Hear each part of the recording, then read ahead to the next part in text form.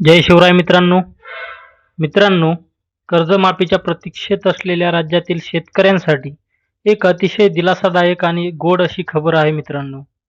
राज्य शासनाच्या माध्यमातून अखेर पुण्यश्लोक अहिल्यादेवी होळकर शेतकरी कर्जमुक्ती योजनेचा जी.आर. काढलेला आहे आणि या जी.आर.च्या माध्यमातून नेमकी कर्जमाफी कोणाची होणार, कोणाला लाभ मिळणार, 2 लाखांच्या वरील कर्जांचं काय, प्रोत्साहनपर अनुदान कोणाला मिळणार, कोणती कोणती कर्ज याच्या अंतर्गत पात्र होणार, ही सर्व माहिती आजच्या व्हिडिओच्या माध्यमातून जाणून घेण्याचा प्रयत्न करूयात.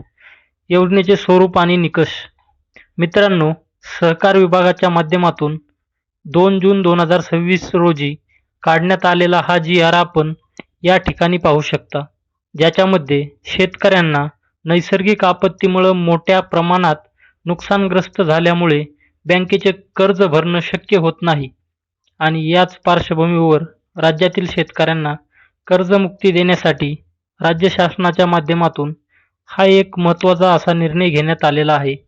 आणि याच अनुषंगाने राज्यामध्ये पुण्यश्लोक अहिल्यादेवी होळकर शेतकरी कर्जमुक्ती योजना 2026 ही योजना राबवण्यासाठी मंजुरी देण्यात आलेली आहे.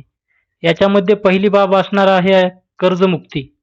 कर्जमुक्तीच्या अंतर्गत ज्या शेतकऱ्यांकडे 1 एप्रिल 2019 ते 31 मार्च 2025 पर्यंत उचल केलेल्या अल्पमुदत पीक कर्जाची 30 सप्टेंबर 2025 पर्यंत थकीत असलेली 31 मार्च 2026 अखेर परतफेड न झालेली एक किंवा अनेक बँकांकडील सर्व कर्ज खात्यांवरील एकत्रित थकबाकीची मुद्दल व्याजासह जास्तीत जास्त 2 लाख रुपयापर्यंतची कर्जमाफी करण्याचा निर्णय घेण्यात आलेला आहे.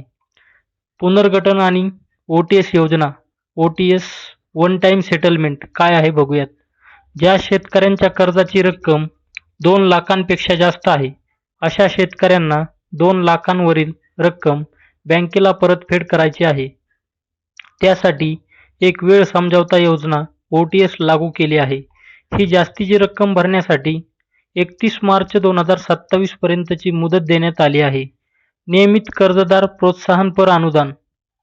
आर्थिक शिस्त लावण्यासाठी जे शेतकरी नियमित परतफेड करत आहेत, 2022-23, 2023-24 आणि 2024-25 या 3 वर्षांपैकी कोणत्याही 2 वर्षांत त्यांना 50,000 रुपयांपर्यंत प्रोत्साहनपर अनुदान दिले जाणार आहे. अपात्रता आणि अटी काय आहेत ते बघूयात. राजकारणी, केंद्र व राज्य सरकारी कर्मचारी ज्यांचे वेतन 25,000 पेक्षा जास्त आहे किंवा शेतीबाह्य उत्पन्नावर आयकर भरणारे, 25,000 पेक्षा जास्त निवृत्तीवेतन घेणारे आणि बाजार समिती किंवा सहकारी संस्थांचे संचालक किंवा उच्च वेतनधारक कर्मचारी या योजनेस पात्र नसतील. विधान परिषद निवडणुका आणि आचारसंहितेमुळे उशीर होत होता, परंतु शेतकऱ्यांचा रोष आणि मागणी लक्षात घेता राज्य शासनाने हा महत्त्वाचा निर्णय घेतला आहे.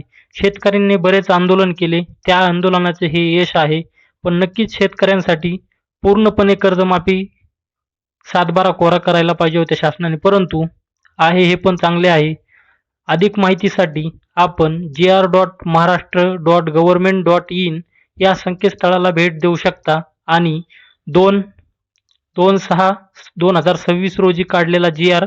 आपण तेथे बघू शकता. धन्यवाद. अशाच अपडेटसह नवीन व्हिडिओमध्ये भेटूया. धन्यवाद. चॅनलला सबस्क्राईब करा. धन्यवाद.